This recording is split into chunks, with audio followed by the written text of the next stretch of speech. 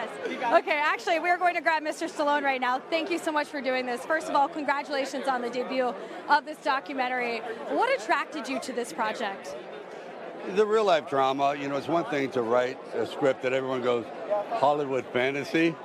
And then when you see it play out in reality, I take a pause and go, thank God. I mean, because I really believe that this can happen. It doesn't happen very often, but it gives the most important thing, hope, to everyone who, you know, is on the fence. Can I do it? Can I not?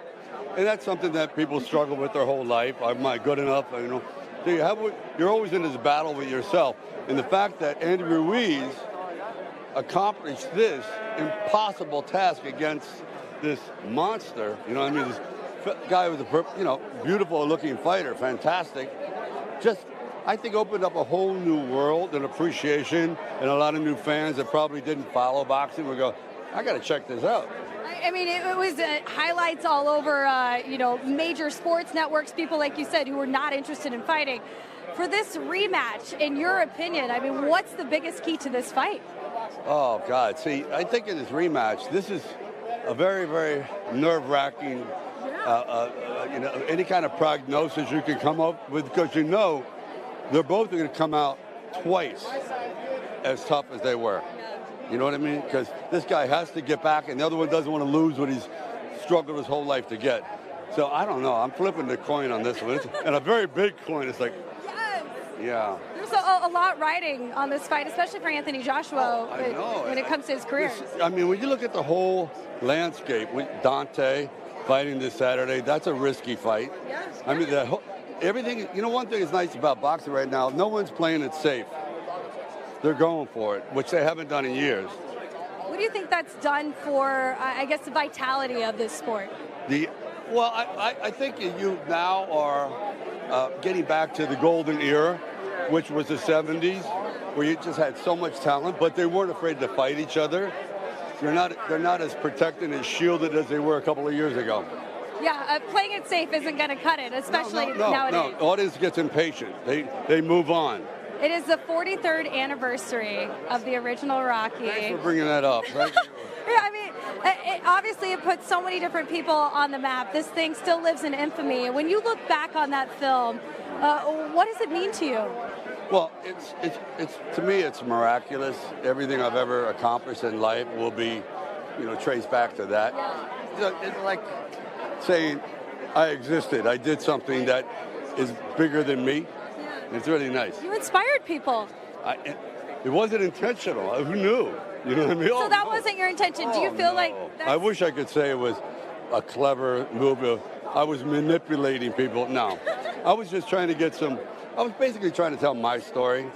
And I didn't realize it would resonate with so many people. So I mean, generations of people to overcome odds and obstacles. I think that's just so beautiful. And if that's your life's purpose, then 100% good for you. Appreciate it. Before we let you go, prediction in the rematch. I know we kind of discussed it earlier. Oh, God. You know, nothing against Joshua, because I think he's excellent. I have to go with the underdog. You know that. Yeah. That's my life. So that's the Rocky story. It would be disappointing if you chose AJ. Yeah, exactly right. Okay, thank you for your time. Congratulations on the film. We can't wait to see it. Okay, thank you. Okay, Mr. Lundgren, you were famous in the boxing world for playing Ivan Drago in Rocky IV. First of all, when you look back on that, on the 43rd anniversary of Rocky, what are some of your fondest memories of shooting that movie? Hey man, what's up? That guy. Let's see. Fondest memory is my first picture in Hollywood. So I was a kid. I was 27 years old. You know, I was a big Rocky fan, and I was just amazed to be in the movie myself. How did you earn that role? Because I read a very interesting story. Yeah, I was in New York. I was studying acting. I was a chemical engineering student and a karate champion. Go figure. That is the recipe to becoming a star in Hollywood, yeah, obviously. You got to go to college 5 years, do engineering. And then I went up for a cattle call with a bunch of other guys, and I was turned down.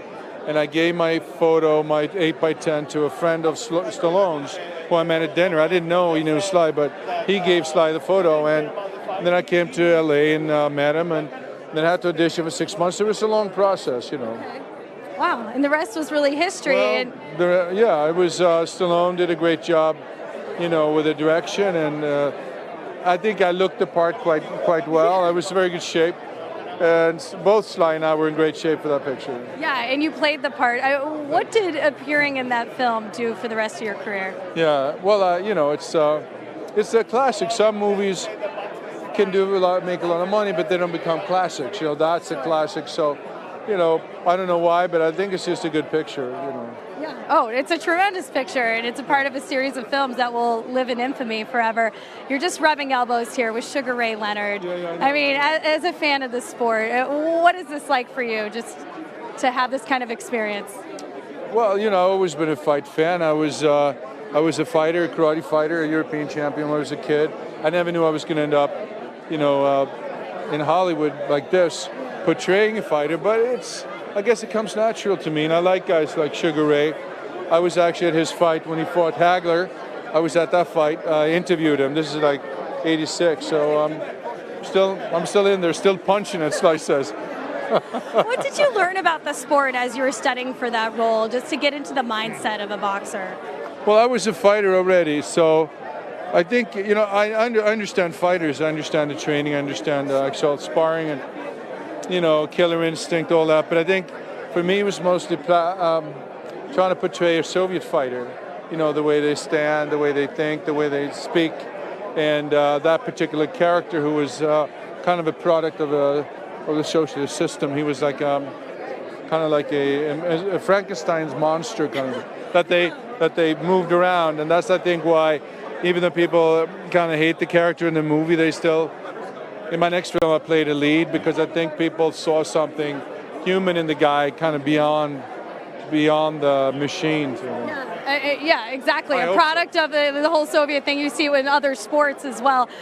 What did you look to in order to prepare for that? That must have been really interesting.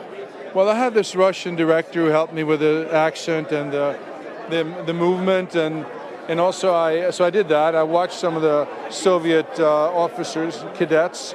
You know, they keep their head very high. They have this sort of Soviet Russian. You still have it all these years later. Well, I know, but I had to practice again for Creed 2. I had 42 lines in Russian in Creed 2, which was last year. So I was busy, you know, practicing. That's extremely impressive, in my opinion. I assume you saw the first fight between Anthony Joshua and Andy Ruiz Jr. on June 1st. Yeah, for sure. What were your thoughts on the upset?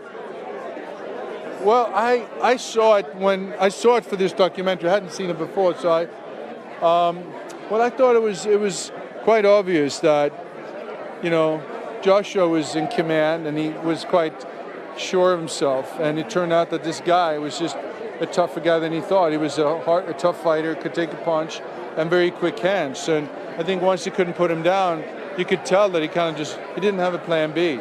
He didn't know where to go, and the other guy just took over him. Do you have any predictions for the rematch on December 7th, only on Dazn? Look, I hope it'll be a good fight. I think they're both two great fighters. I mean, if Joshua wins, there'll be a third fight, so that'd be good. But I just hope it's a great fight and that it's a clean fight and that, you know, they both go for it, you know. Okay, before we let you go, can we get a good Ivan Drago line or impression into the camera for all the fans watching on YouTube and Facebook? What do you want me to say? Anything. Adrian. No, that was the right guy. Sorry. That was so good. Yo, right, Adrian. Say, if he dies, he dies.